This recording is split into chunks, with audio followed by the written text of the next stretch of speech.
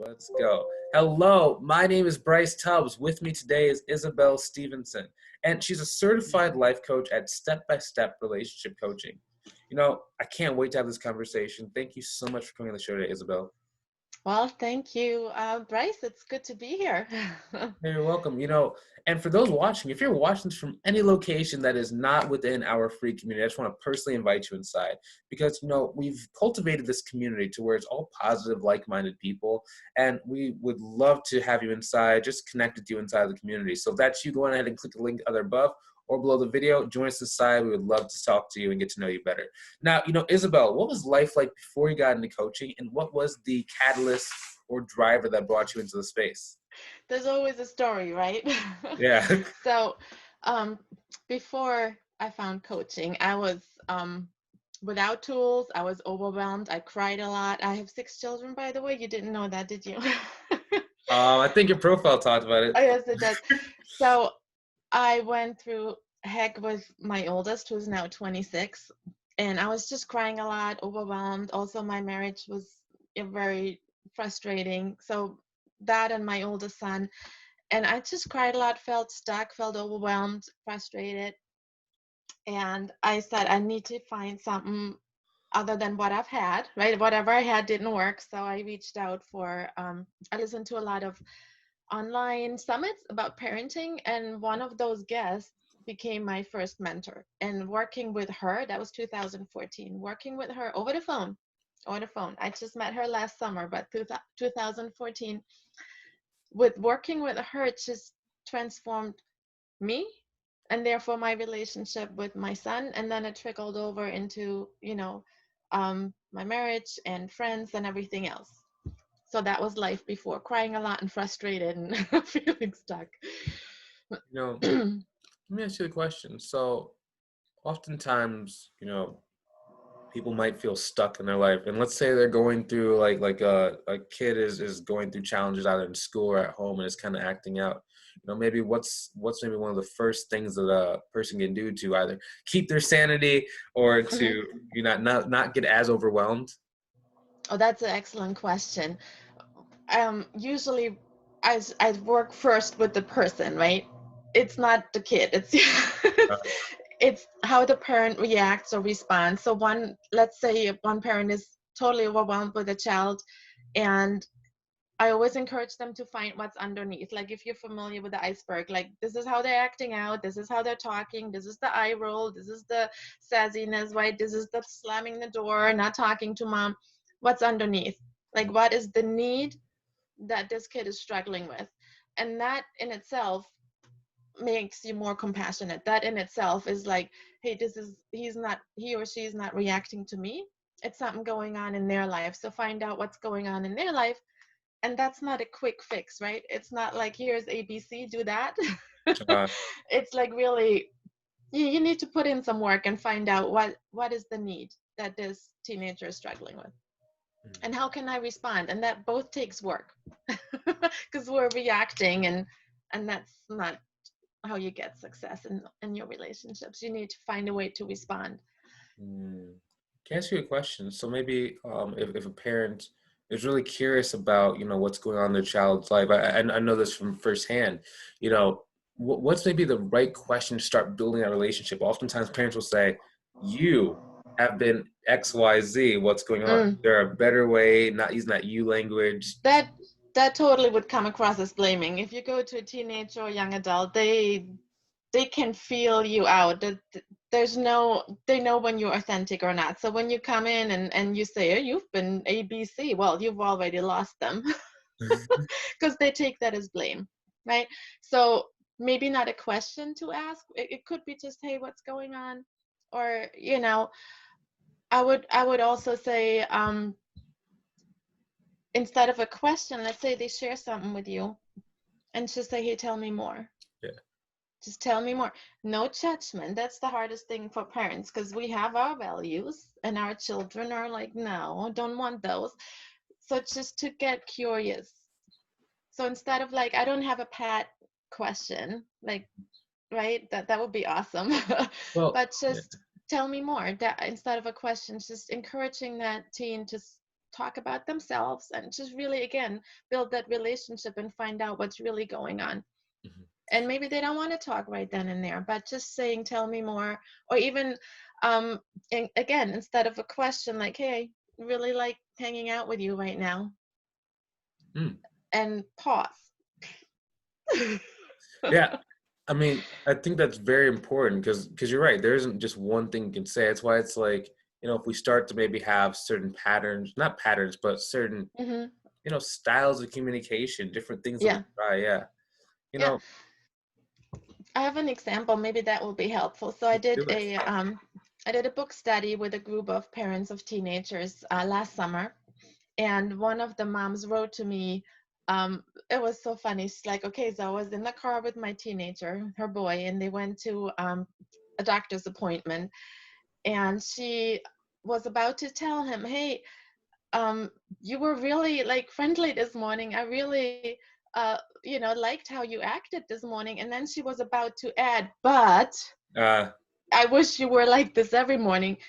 But before she could say that, she's like, I heard your voice in the back of my head, and I zipped my lips, and I only gave him the compliment. And then she was quiet. And then she said, he paused because he wasn't used to that. He paused and he said, yeah, I like hanging out with you too, Mom. mhm. So Yeah. that response she would have never gotten had she continued with the, but The I wish but. you were like this every morning. Yeah. So just that's one little change in the communication, and she received, a relationship back. Thought that Yeah. was cool and funny at the same time. That's important. That's important. Just even thinking back to childhood, right? Like I think a Yeah. lot of parents do that, or a lot of people in general with all their Yes. communication. Yes. You know, True. It 'cause works with all relationships, not just teenagers. Yeah. Just sometimes just leave it at the, you know, give a heartfelt compliment and leave it at that. yeah. Because I know that you're an expert at dealing with relationships nowadays. Is that what problems are people generally trying to solve when they come work with you? So other than moms, struggling with their teenage or young adults, might also young adult children, my oldest are in their 20s. It's also people who feel frustrated in their marriage. They are married for I don't know how many years, it really doesn't matter, but they feel very frustrated and they're like, now what? This isn't working. Or they have left a marriage. I have a few clients right now, a couple ladies they have left a marriage that was difficult, and then it's like, now what? Now who am I? What am I gonna do now? What's my, you know, what's my worth? What am I doing? And just renewing all these patterns and finding something that works for them. So basically, people who are frustrated in their relationships. I've also had a couple that I helped with their marriage, and then we got into their in-laws, or or an adult child that's not communicating, or how do I deal with a controlling mother-in-law. So I kind of, it's customized help. So when I'm working with a couple, or a woman, doesn't have to be the couple. I can also work with just the woman or just the man. I have a couple of guys too. So it's really helping them with all kinds of relationships, but we start with one and then we go from there.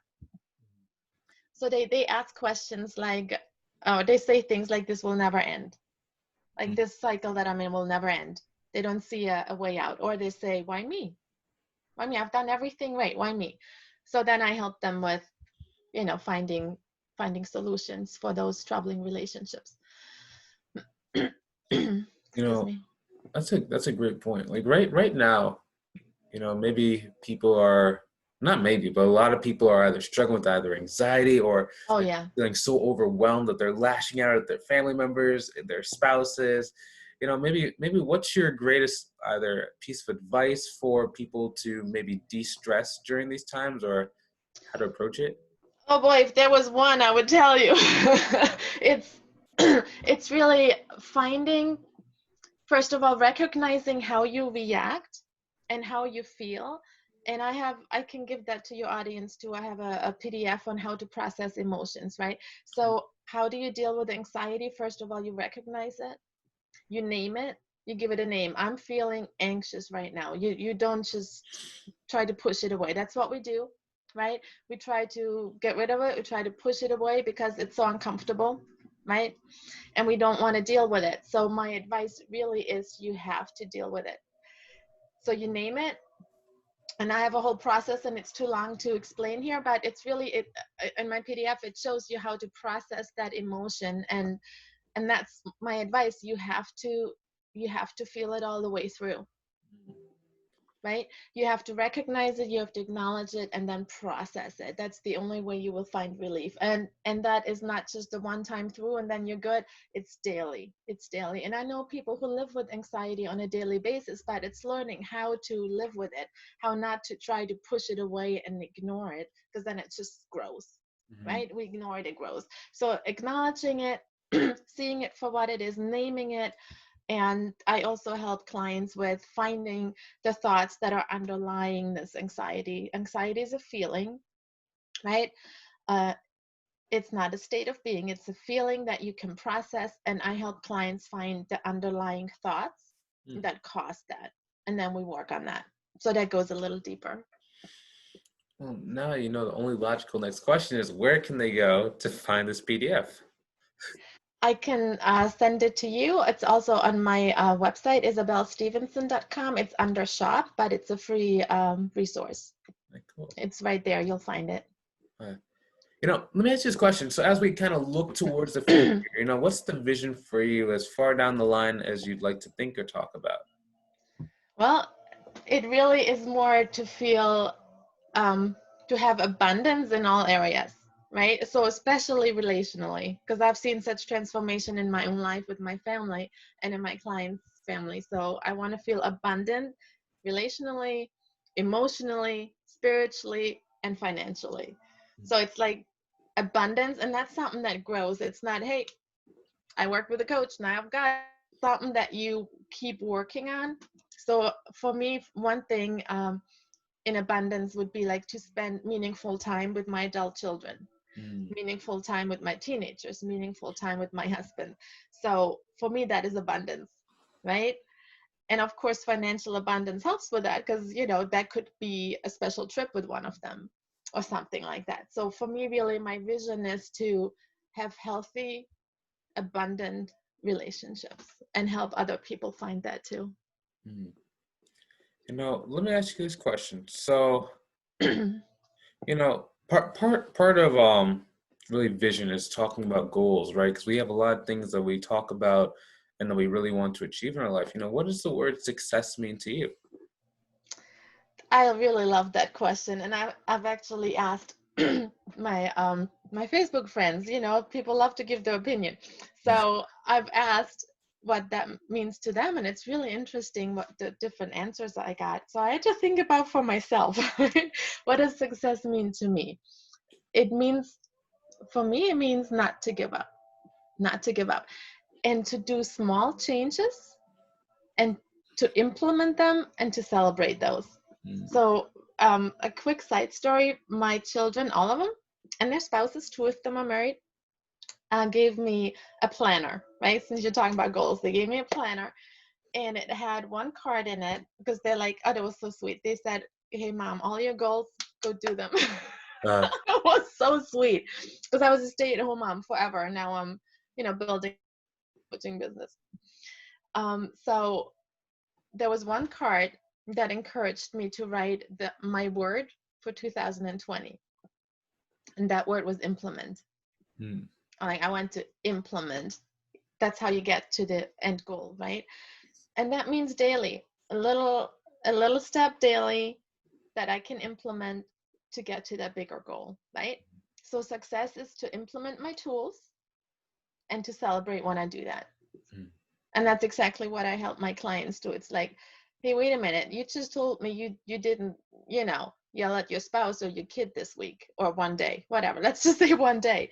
That's success. So we celebrate that little shift.